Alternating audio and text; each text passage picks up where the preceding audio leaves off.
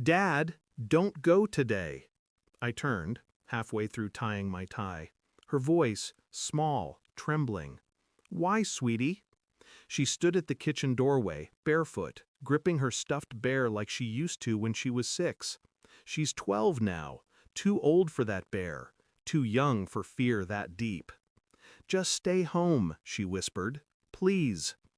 I laughed it off, kissed her head, told her I'd be back early. Her eyes didn't move. I left anyway. An hour later, my phone rang. Her voice was raw, strangled between sobs. Dad, it happened. You should have listened to me. Then silence. I broke every traffic law between the office and home. When I burst through the front door, she was there, pale, shaking, eyes wide as if she'd seen something she shouldn't have. She just pointed upstairs. My stomach turned to stone. I took the stairs 2 at a time. The air grew heavier with each step. At the top, the bedroom door was half open. My wife's room. Inside, quiet. The kind of quiet that follows violence. She sat on the edge of the bed, wrapped in a robe, hair damp. No blood, no body. Just stillness. Then I saw the phone in her hand. A man's voice on speaker. You said your husband leaves early. Her eyes met mine. She froze. I didn't speak. Neither did he. Just the sound of breathing. Hers, his, mine, colliding in that small room like ghosts bumping into one another. She fumbled to end the call, but the damage was already done. It wasn't what I saw that broke me. It was what I understood. My daughter's fear, her warning, the way she must have heard something before I did, something that didn't belong in our house. I didn't confront her, not yet. I just watched, observed, quietly.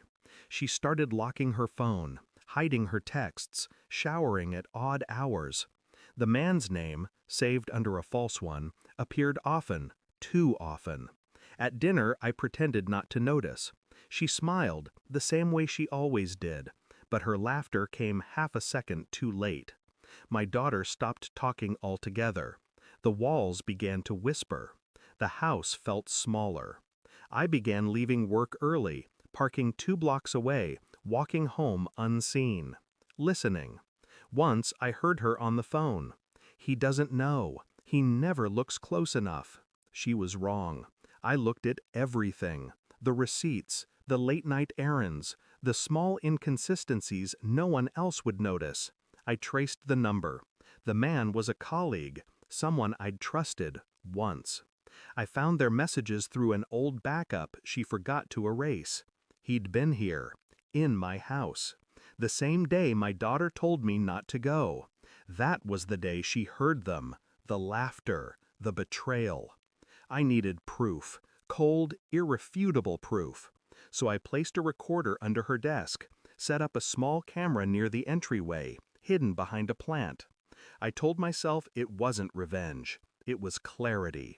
When I played the footage back, I felt nothing at first, just a strange, hollow detachment. They met when I left, always when I left. She opened the door, smiled in a way she hadn't smiled at me in years, and let him in. My daughter was right there, upstairs, listening.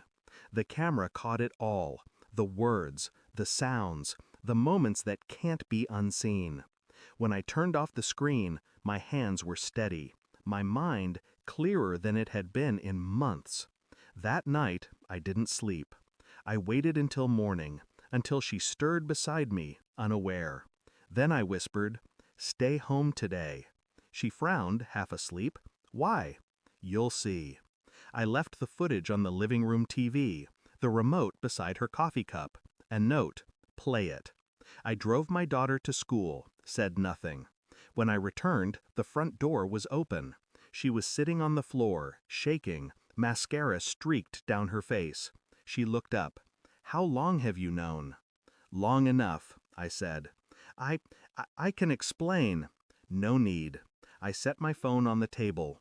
The one call I'd made before leaving. Her lover's wife. The woman who'd just seen the same footage. Her eyes widened as she realized what that meant. His wife will call soon, I said. You should pack.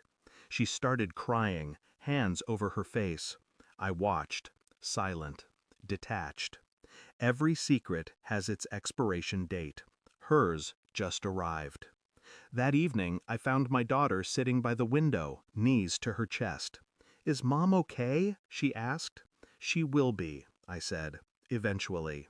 She nodded, small and fragile, as if she'd aged years in days. I sat beside her. We didn't speak. The silence felt cleaner now. When night came, I packed one suitcase. Left the keys on the table. I didn't leave a note. Didn't need to. She'd already watched the truth destroy itself. As I stepped outside, I looked once at the window. My daughter's face behind the glass.